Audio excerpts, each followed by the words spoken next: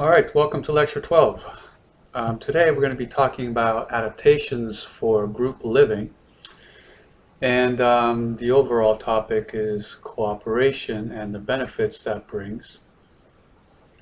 Two parts to this lecture. The first part is going to examine a particular theory known as social contract theory, which is a theory about how people engage in social exchange and the mechanisms they have for doing so. And the second part of the lecture is going to be more of a positive psychology lecture, which looks at evolutionary psychology implications for human happiness. And the reason why I'm talking about that here is because a lot of our happiness depends on the kinds of social bonds that we create. And it's very important for, for seeing the practical implications of the ideas that we've been talking about. But let's start with reasoning about social exchange, social contract theory. Social contract theory was developed by two very prominent evolutionary psychologists, Lida Cosmides and John Tooby. They run the Center for Evolutionary Psychology at UC Santa Barbara. So if you're interested in pursuing evolutionary psychology, they're good people to contact close by. Now they developed social contract theory as a way of illustrating the domain specificity of human reasoning. Right? So it illustrates what we've been talking about before in evolutionary psychology, which is that the assumption of the field is that people don't have these domain general mechanisms for reasoning about a whole lot of different things. Rather, the mind is made up of a set of modules, highly specialized reasoning mechanisms, each one designed to reason about a particular type of content. And one of these types of contents is social exchange. Right. So social contract theory is an account of some of the mechanisms, right, that allow people to engage adaptively in social exchange. Now, another name for social exchange is reciprocal altruism. And reciprocal altruism, as you might know, is cooperation between individuals for mutual benefit. Right? So it's when individuals work together, right? And the result of that is that they benefit more than they lose. But also that each one has to give up a little bit in order to receive this bigger benefit down the road. Now there's lots of examples that you could give of reciprocal altruism. There's examples not just from humans, but also animals, right? Chimpanzees, for example, often engage in cooperative behaviors. But let's focus on humans for the present. So let's say that there's two prehistoric hunters. We'll call them Jim and Ken. And what we know about hunting is that success is very erratic. Right, so sometimes a person scores a kill, quite often they go without any success for a long period of time, and sometimes the tables turn and the other person is a successful hunter. Right, so let's say that one week Jim scores a kill and Ken doesn't. Now what happens if Jim gives up some of that meat to give to Ken? Well, Jim obviously incurs a cost, and it's probably a small cost if it's not most of the meat. Right, so he doesn't have as much calories to take in himself, fewer calories to give his family. But what's the benefit to Ken? Now, Ken could literally die if he doesn't get the food. Right, so getting some of this food would be a huge benefit to Ken. Right, so Jim incurs a small cost, Ken incurs a huge benefit. Now, what about when the tables are turned? Ken scores a kill and Jim doesn't. Now if Ken is a good guy and he reciprocates, then he incurs a small cost, but Jim in turn incurs a huge benefit. Now what happens when you put those two situations together? What you get is a case where both parties benefit more than they lose. Right? Everyone had to give something up, but the overall benefit to them is much greater than the cost. And that's why this kind of behavior is adaptive. That's why it's beneficial for individuals to come together to form these kinds of cooperative groups. And there's evolutionary pressure towards that and acquiring mechanisms that allow them to do so adaptively. And at the heart of this kind of behavior is the social contract rule. Right, so these kinds of exchanges are rule-governed activities. There's different forms the rules might take. The classic case is if you accept a benefit, then you must pay a cost somewhere down the line. So if you take some food from me now, you must give me some food in the future, or you must give me something else in the future. Or if you accept a benefit, you must satisfy some condition, right? So if you marry someone from this tribe, you must have a tattoo on your face. And as I mentioned, it's not just human behavior that's governed by these kinds of rules. The clip by Franz de Waal as part of the homework also shows that these kinds of rules underlie a lot of animal behavior, a lot of their moral behavior. You can see them sometimes violating those moral rules. But as I said, it's not always adaptive to engage in reciprocal altruism. Right? To be adaptive, the altruistic acts must be reciprocated in the future. Why is that? Because if you give something up, you're incurring a cost. And it wouldn't be adaptive to incur the cost unless it was reciprocated in the future. So one of the things that we have to be careful of when engaging in reciprocal altruism or social exchange is cheaters. Right? Cheaters are individuals who accept benefits but don't pay the costs. And you can see why it would be adaptive, everything else being equal, to be a cheater. After all, you can accept a benefit without paying the cost. Right? But you don't want to fall prey to those individuals. You want to avoid them, you want to punish them, you want to make sure that you don't engage in social exchange with them in the future. Now, so avoiding cheaters is part of what it takes to adaptively engage in social exchange, but there's much more, right? And Cosmides and Tooby underlie several abilities that have to be in place for social exchange to be adaptive. One, the first ability is the ability to recognize many different individuals. Why? Because you have to remember who you've interacted with in the past. Right? You must recognize many different individuals, and we have mechanisms for doing so. Right? What's the main way that we have of recognizing people? By the face. Right? And we seem to have specialized mechanisms for doing that, which can be selectively impaired. So there's a disorder known as prosopagnosia, which results from damage to the lateral fusiform gyrus, where the result is that people can't recognize familiar faces. They can recognize other things, but not faces. But as the second bullet points out, it's not enough to just remember individuals. You also have to remember some aspects of your interactions with those individuals. And here, the theory really stresses remembering that someone cheated you. Right? It's really important to remember if someone has exploited you in the past, because you want to avoid them in future cases of social exchange.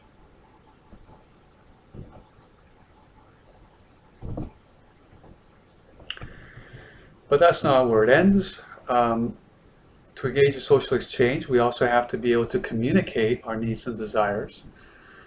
And this is done mainly through language, right? One of the reasons why language evolved is precisely so that we can be very specific about what it is that we want and when it is that we want it. Right? It's hard to do that with gestures and pointing and things like that. Right? So language is a very effective means for communicating needs and desires. The flip side of that is obviously being able to understand the needs and desires of other people. Right? And again, we use language for doing that, and also theory of mind. Right? The mechanisms that we have for reasoning about other people's minds. And the fifth ability that they talk about is understanding the relative value of things. Why is that important? Because not all trades are fair. Right? So for example, even if you were a little bit hungry, you wouldn't give up your car for a chocolate bar, right? The cost would be far greater than the benefit, right? So, we're pretty good at knowing whether or not we're being exploited. Um, Children learn this very quickly. Initially, you can probably defraud them of their toy collection by just offering them a few beads, but very quickly they learn not to do that. Now I want to talk about some tests that have been done of social contract theory, especially this idea that we're really good at detecting cheaters. Okay.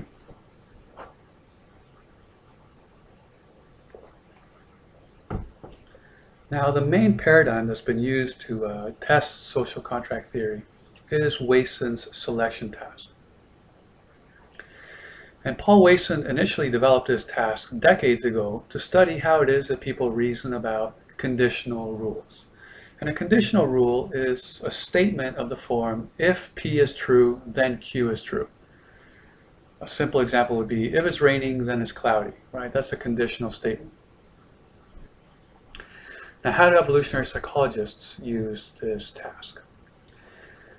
Well, they contrast two very different types or two very different versions of this task, right? We can call one the abstract version, which has no real content that people can relate to, and the other version is the social contract version, where people are put in a position where they have to try to detect cheaters, and we see that they do much better in the cheater detection version.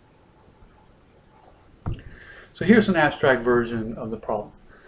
Right, so in the Wason selection task, people are told there's 4 cards here, right? 1, 2, 3, 4. And there's information on both sides. And you have to figure out which cards have to be turned over in order to determine whether the rule is false. So on the face of these cards, you can see E, K, 4, and 7. And the rule is, if there's a vowel on one side, there is an even number on the other. So the question is, which of these cards do you have to turn over to see whether this rule is false? Do you have to turn over the E card, the K, the 4, the 7? Right? You can turn over more than one. And the correct answer is that you have to turn over the E card and the 7 card. To understand why, we need to look at some possibilities of what could be on the other side of these cards. So let's say that on the other side of the E, there's a 2. That would be consistent with the rule. But if there's an odd number like a 5, that would invalidate the rule. So we definitely have to turn over 1. We don't have to turn over the K card because the rule doesn't say that only vowels have even numbers on the other side. Right? So regardless of what you find on the other side, it would be consistent with the rule. And you also don't have to turn over the 3 or the third card with a 4 on it, because if there's a vowel on the other side, it would be consistent with the rule. But if there's a consonant, it would also be consistent with the rule. Again, the rule doesn't say that consonants can't have even numbers on the other side. Finally, the 7 card, you have to turn over because if there's a vowel, that would invalidate the rule. So you have to check.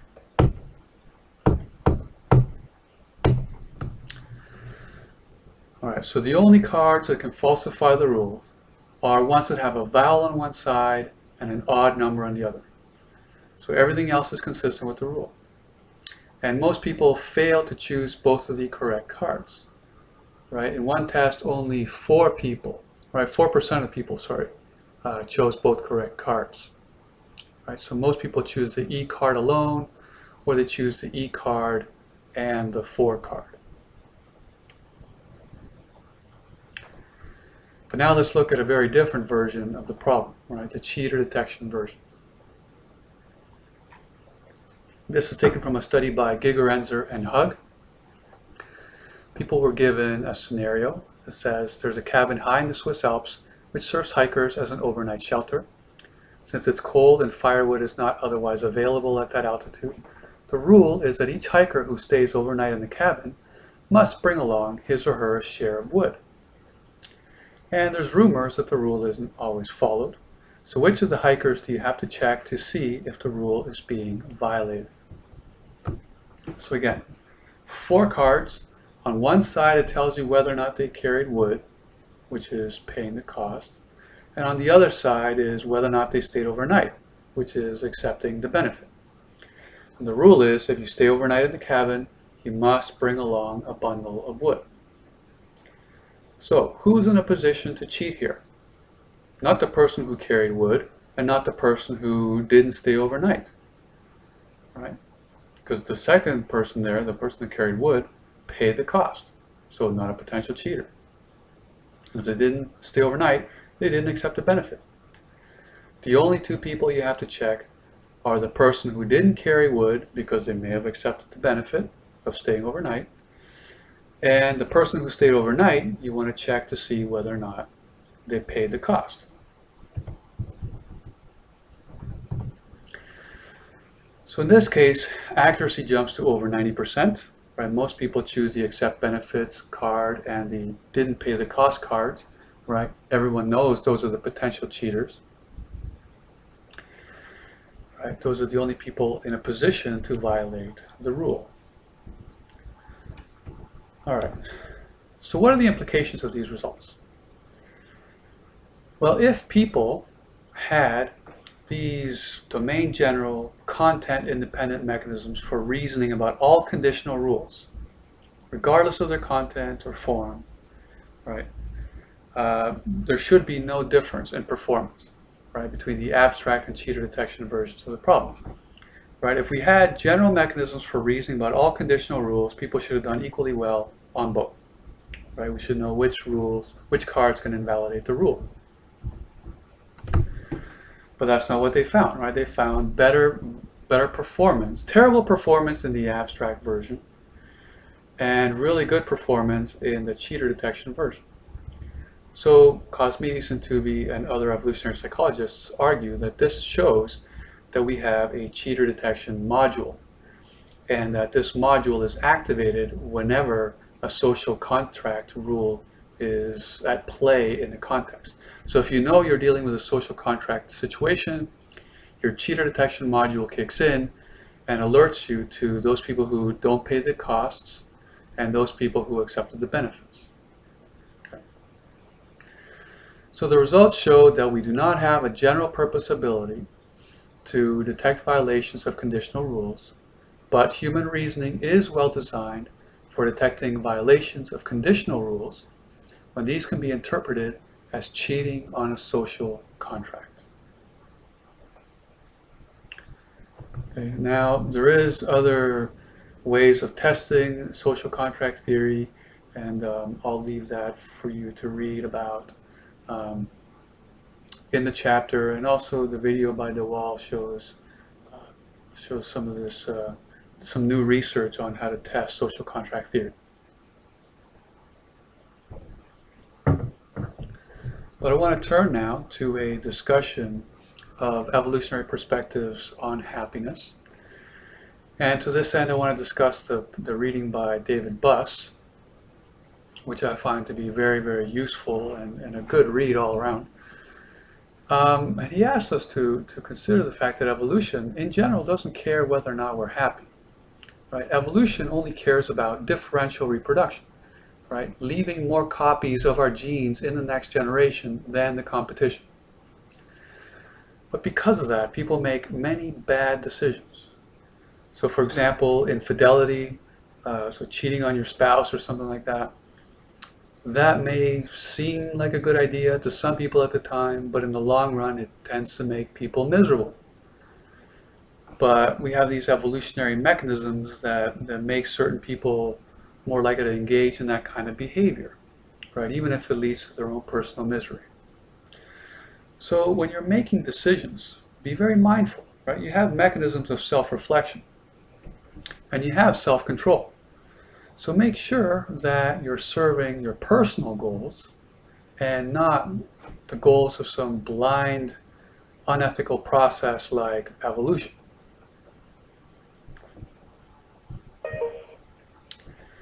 Now, in this article, Buss reminds us of some very important facts about our human ecology, right? The ecological conditions under which we evolved. Right? We evolved, as we've said many times, as hunter-gatherers. We lived in close social groups ranging between 50 to 200 people. We tended to spend a lot of time outdoors. We had active lifestyles. We rarely overate. We were often socializing, right? Especially if we had access to food. And the modern environment is very different from that, right? We live isolated from our families, often far away from extended kin, and quite often that's because of the work situation, right? Many of us have had to move far away from our families in order to track a job. The consequence of that is that we lack many of the social supports that our ancestors would have had and that would have made their lives in many ways much better than our own. This is what Buss says, right? If psychological well-being is linked with having deep, intimate contacts, being a valued member of an enduring social group, and being enmeshed in a network of extended kin, then the conditions of modern living seem designed to interfere with human happiness. And a lot of that is the result of technology, right? So technology, although we all know what's wonderful about technology, it also has a very important dark side, right? And one of the things that technology allows us to do is to expose us to constantly, right, as much as we choose, to desirable members of the opposite sex or whatever sex that we choose. And then we end up wondering why our mates can't be more like that. Right? So the upshot is that technology can undermine our close relationships, and it can do so through what are called contrast effects. So a contrast effect is what happens when you compare yourself or your partner against some other individuals who have a lot of some desirable characteristic. Right? Usually what happens is that your partner or yourself don't measure up to that standard. So lots of evidence for this. For example, Kenrick, Neuberg, Zierk, and Krones. They showed people profiles of men and women. This was done in the guise of a study on dating service, right? And this was an excuse to get them to look at profiles of men and women that varied in dominance and attractiveness. And these people, the men and women, were in relationships, and they found that women who were exposed to lots of examples of very dominant men, they ended up rating the satisfaction with their relationships lower, right, compared to women exposed to examples of non-dominant men. Right, dominance being something that women find desirable in men.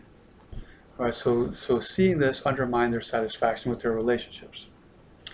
Now, dominance didn't have an effect on men, but physical attractiveness did.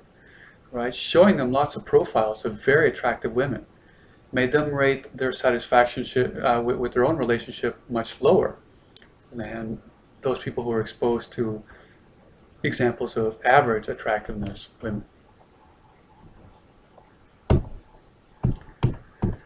Now, it's not just in experimental studies that we can see these contrast effects, right? We're regularly exposed to images of very desirable people on TV, magazines, the internet, and we forget that quite often these are highly touched up images, the best shots are used, plastic surgery is often at play. So we're really exposed to atypical individuals in the media, certainly nothing that our ancestors would have seen. So by pursuing this, right, by being motivated to see these images, right, we undermine our satisfaction with our own relationships. And also, as I said before, we compare ourselves to these ideals, and this has a negative effect on our self-esteem, self-concept. So for example, Gutierrez, Kenrick, and Parch, they showed that women who are subjected to lots of images of other women who are unusually attractive right, they end up rating themselves less attractive. So sometimes women do this to themselves by looking at beauty magazines. What they should do is burn those magazines, right? Um, Men also suffer from contrast effects, right, by exposing themselves to examples of highly dominant, highly influential men. They also feel less about themselves. Right? My favorite example of that is when Julius Caesar stumbled upon a monument of Alexander the Great. Right? Julius Caesar, one of the greatest generals in history, he felt really bad because he felt that he had done almost nothing um, at his age compared to what Alexander the Great had done. All right, so contrast effects can hurt us, and they can undermine our close social bonds. So how can we use lessons from evolution to improve our happiness? So Buss offers several bits of advice in his paper. Number one, he says, increase closeness of extended kin. Right? It's very important. Family acts as a buffer to many negative things.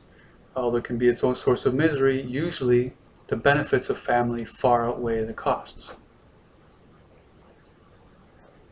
And he says that we can use technology for this purpose. Right? He says modern electronic communication, including email, telephone, video conferencing, right? Skype is a wonderful tool for this. It can be exploited to this end when physical proximity is not possible. With people living longer, opportunities to interact with grandparents and grandchildren expand, offering the possibility of strengthening the network of extended kin. Right? So use your older relatives, right? Interact with them. It can be a lot of fun.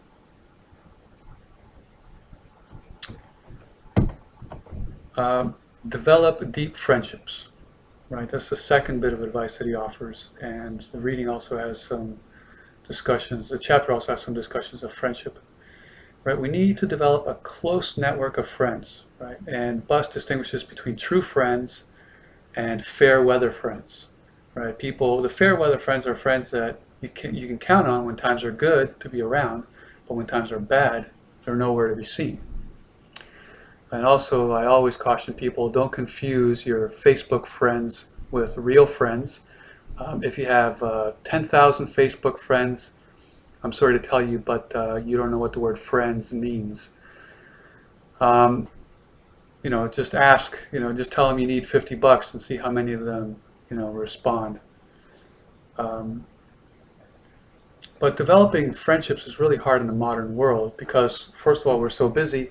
And also, as Buss points out, the modern world offers fewer opportunities than the past to really test our friendships. Right? If something goes wrong, quite often there's some agency that you can call that can help you solve the problem. Right? Whether it's the fire department or the police, but in the evolutionary environment, you had to rely on your friends for just about everything. So as far as developing friendships goes, here is Buss's advice, right? Strategies for developing deep friendships. A, he says, promote reputations that highlight your unique or exceptional attributes, right? So let other people know what it is that you have to offer that's unique or exceptional. B, you should be motivated to recognize personal attributes that others value but have difficulty getting from other people. Right? So try to figure out what it is that other people really want, and then show them that you can offer. See, acquire, if you don't have specialized skills or things like that, acquire them. Right? And this really underlies all of these strategies for developing deep friendships. Make yourself irreplaceable. Right? You should have something to offer that people can't easily get from other people and that's valuable. And also, figure out who you want to be friends with. Right? Not all people that are out there are ones that you should be friends with. Right? You should be friends with people who appreciate and value what it is that you have to offer. My favorite example of that is a student I had in one of my classes. He said that his unique skill is building medieval weapons, which I thought was awesome, but unfortunately a lot of the girls in the class thought that that was funny. Obviously, they're not the group that he should be pursuing, right? Those girls should be the ones that he's pursuing as far as friendships are concerned.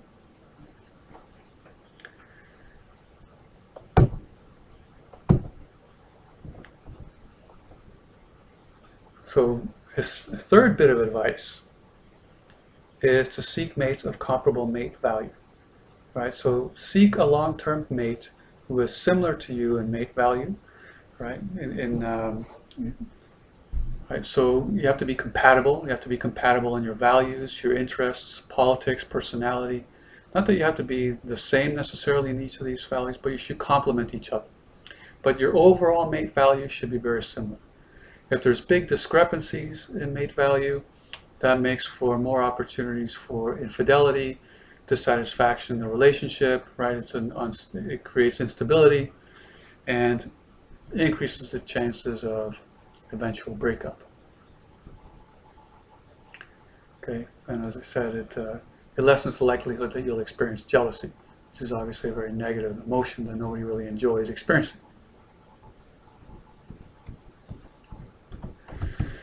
And fourth, right, promote cooperation and keep competitive mechanisms in check. Right, as we mentioned earlier in the lecture, people have mechanisms that allow them to be cooperative, right, to engage in social exchange. There's evolutionary pressure for that, but there's also evolutionary pressure for competition. And the context that we set up can trigger one of these reactions as opposed to the other. But a lot of our unhappiness stems from constantly trying to be better than other people, right? So cooperating can often get us what we want, even if it doesn't get us everything, but it also strengthens those social bonds which make us happier. Many hunter-gatherer groups do this naturally, right? They turn hunting, which could be a competitive activity, into a cooperative one. They do this by going out as a group. They'll use each other's weapons. The result of that is that no one person can take sole credit for the kill. And these kinds of practices lead to the sharing of resources. Okay, so whenever possible, see how you can turn a situation to something cooperative instead of something competitive, and then your social relationships will be better and you'll be happier. All right, so the lecture looked at psychological mechanisms that are designed for social exchange, right? We looked at social contract theory, some of the main tests of it. We also discussed some strategies for enhancing happiness that are derived from evolutionary psychology. And all these bits of advice help to combat some of the challenges that we face by living in the modern environment.